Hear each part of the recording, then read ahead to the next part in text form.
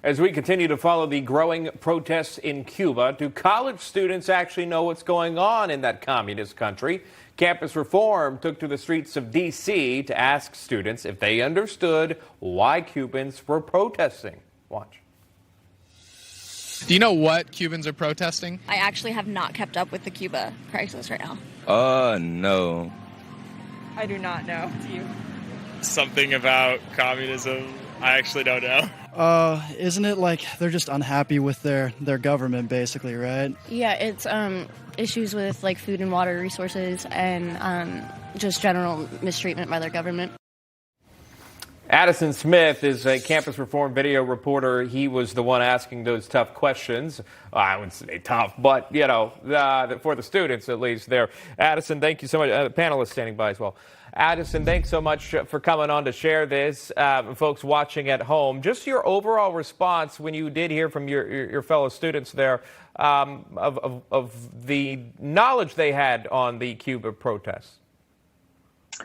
Well, the overall response was they just simply didn't know what was going on, and they seemed to be pretty sympathetic towards communism. After hearing those answers from students, it came as no surprise that 49% of Generation Z has a positive view of communism, according to a 2020 poll. But Cubans are fed up with communism. They have no rights. They have no freedom. And when I talked to these students, they could not seem to realize that what we're witnessing in Cuba right now is not protests for COVID vaccines or food or water. They're not even protesting government mismanagement. They're protesting the government itself. Some of these students did acknowledge that Cuba's system is corrupt, but many still would not reject communism. In the video, you had people saying things like they could only hope to see communism come to America. Another student said that she was open to the idea. They claimed that the ideal communism, if such a thing exists, is not what we're seeing in Cuba. It's the old, that wasn't real communism cliche, and that's just simply not the case. It's unfortunate to even hear things like that. You also met with Cuban protesters that made news here in D.C.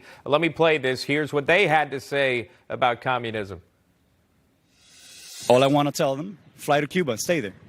If you want to feel what communism, socialism, what is it? Because it's too easy to say it here. You think it's easy. You think everything's free. You think it's good. But it's really not. Listen to us, guys. Communism sounds beautiful in theory, but it can never be taken to practice. Understand that. Communism kills. Addison, what is the difference between those protesters that you talked to in regards to communism we just saw there, and then how we led this segment with the students understanding communism?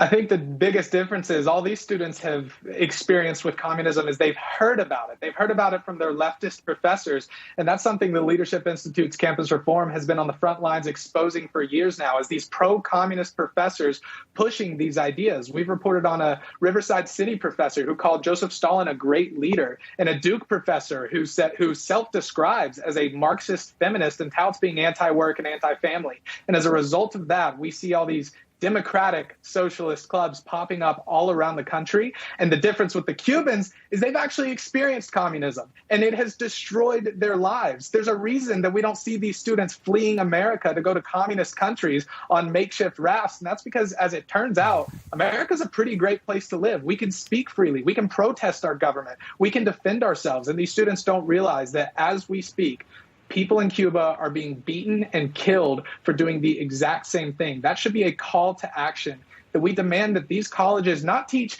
what communism is supposed to do in a perfect world. Let's talk about what communism has really done in the real world. Let's talk about the 100 million and counting who have been murdered and who have been starved to death. Let's talk about the millions and millions and more who've been shipped off to these re-education camps and labor camps. Those are the features of communism, not the bug, and students need to realize that.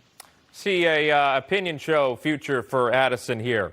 Let me get to Ted really quickly before we go. Just your thoughts on it. And again, those two stark differences in those videos of opinion on communism. And a stark difference between your last segment with Kellyanne, a 13-year-old girl that's out there expressing her opinions. I would love to have Addison go to Turning Point USA and ask young people that. I guarantee you every one of these God-fearing Americans that are at Turning Point USA would understand what's going on in Cuba and not have to say, well, I'm not following it. as Addison said, there's nobody around the world that's desperately trying to run away from a communist country, and that is trying to run away from the United States and go to a communist country.